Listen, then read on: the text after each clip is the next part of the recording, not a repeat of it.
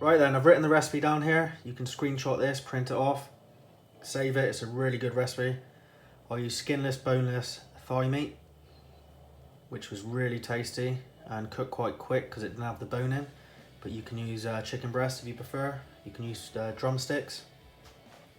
So we use quite a lot of oil, but don't be put off because we're not making this very often.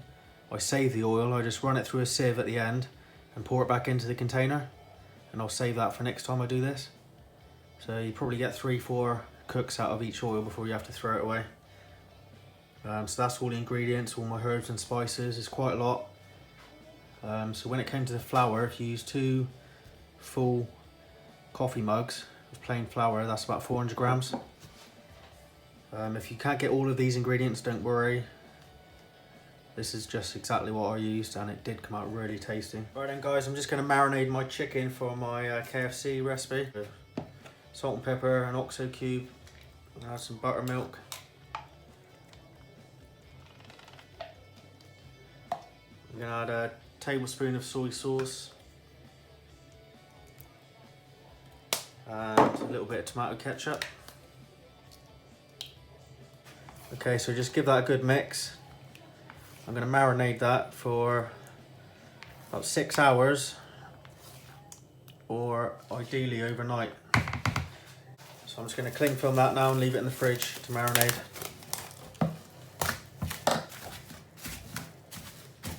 Okay, so now we're going to get our flour seasoned, ready to dredge the chicken in.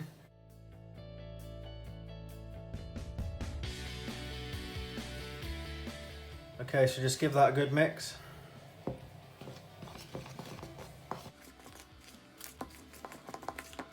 Right then guys, it's time to dredge the chicken. So what I'm going to do is just put half of this flour in for a minute. If we don't use all the flour, we can save it for next time, but if you add it all in and then add raw chicken to it, you're obviously going to have to get rid of the flour. So start with half. Okay, keep your right hand for the dry ingredient, the flour, and left hand for the chicken. Okay, so make sure the chicken is fully coated in the buttermilk. But what I found is you don't want too much buttermilk on there, you want it as thin as possible, so make sure it's all covered, but not too much. I find the first time I did it, I sort of double dipped it, and the batter was just way too thick. It didn't come out very nice. So I've got another little method here I'll show you later. Just pat them down, make sure it's flour all over it, turn it over. Okay, then put that onto another tray.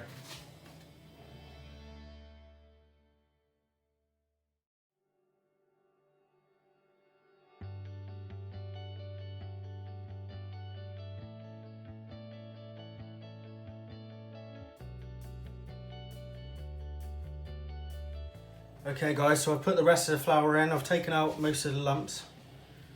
Now I want to give these a second coating, but like I say, I've tried a few different times now, and putting them back into the buttermilk and back into the flour just creates too thick of a batter. It's not really KFC style. I want it quite thin. So what I've come up with, that was the bowl with the flour in. I've just put some cold water in there, and then all I'm going to do is dunk them into the cold water, take them out, shake them off, and then back into the seasoned flour. And then really squeeze that on, press it on hard.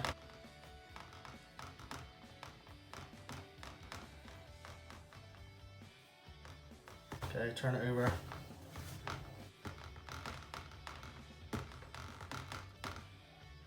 Okay, and then shake that dry. And look at that. That looks nice, doesn't it? Okay, so I'm going to repeat that process with all the rest of them. So I like to do them, leave them sitting at room temperature for half an hour before I fry them. Okay guys, so I'm just bringing up a pan of oil to temperature. I'm also using my fryer. So you might have to use 2 pans, or if you've got one big enough for the amount of chicken you're cooking, that's cool. I'm going to do 3 in this pan and a couple in the fryer. And then I'm going to let the chicken rest and do my chips. Test your oil's hot enough. Take one of the little bits of batter that we saved earlier and just put it in there. If it floats to the top, which it has, look, that's ready to go. Okay, so what I do, I don't have it on full gas while I'm cooking it. Turn it down to about half. And then we get the chicken in. Okay, so you want to use some tongs or something.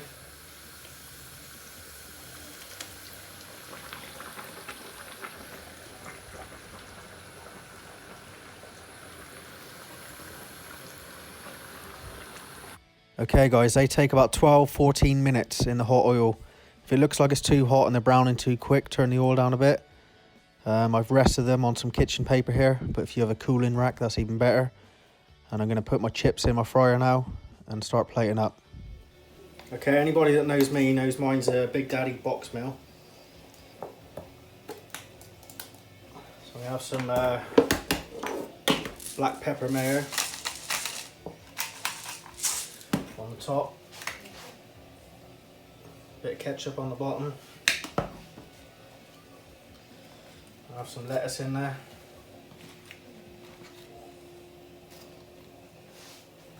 One of these nice big thigh burgers.